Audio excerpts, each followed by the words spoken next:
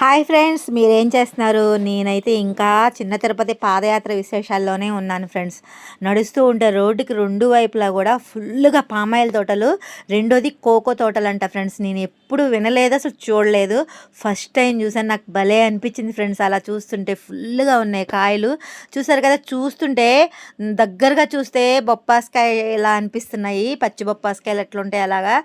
దూరం నుంచి చూస్తే నేతి బీరకాయలా ఉన్నాయి. కానీ ఒక్క చేతితో కోద్దామని ట్రై చేస్తే చాలా స్ట్రాంగ్గా ఉన్నాయి తొడిమలు. నా వల్ల కాలేదు ఫ్రెండ్స్. లాస్ట్గా మా అక్కే వచ్చి కోసింది. ఒక కాయ కోద్దాం అనుకుంటే అనుకోకుండా 2 కాయలకి అయితే కోయాల్సి వచ్చింది.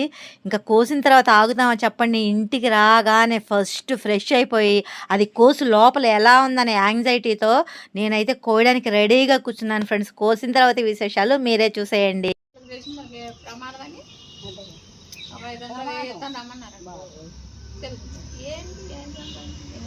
ఇది అసలు కొయ్యాలా, సుత్తితో కొట్టాలా పండు? అంతేనా? అది చాకు పెట్టు, సుత్తితో ఇప్పుడు 2 దెబ్బలే అంతే. ఇదే తెలుసుకోవాలి జనం వీటికి ఎంత కష్టపడాలని. మళ్ళీ గొలుసు తెగిపోయిందా? ఈసారి తెగితే దాన్ని మళ్ళీకి వెళ్ళక నా అకౌంట్లోకి వెళ్ళిపోద్ది. ఇది ఫ్రీగా పెట్టిస్తానమ్మా అంట. అది నువ్వు చేతి మీద వేసుకో.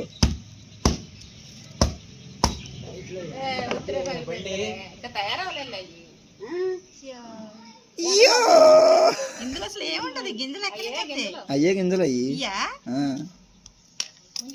కొబ్బరి పువ్వులాగా ఇదే పౌడరా చాక్లెట్ పిండుద్ది. అది కలర్ మారుద్ది తర్వాత. అదిగో మధ్యలో చూడు, ఒక మొక్కలో చూడు. అది కొద్దిగా నీ చేతిలో ఉన్న దాంట్లో ఒక మొక్క ఉందని చూడు. అదిగో అయ్యా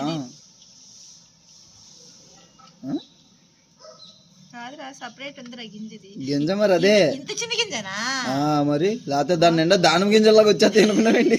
నేను ఇది మొత్తం పౌడర్ అనుకుంటున్నా. కోకో పౌడర్ అంటారు కదా నాన్నగారు. కోకో పౌడర్ చాక్లెట్లు అయితే తయారు చేస్తారే.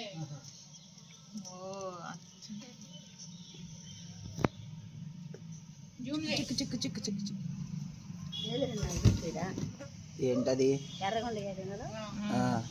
అంతే, నువ్వు ఎలా ఉండాలనుకుంటే అలా ఉన్నాయి. ఎలా ఉంటుంది? చింతగింజలు ఎలా ఉంటాయమ్మా? యాగ్రీ అను.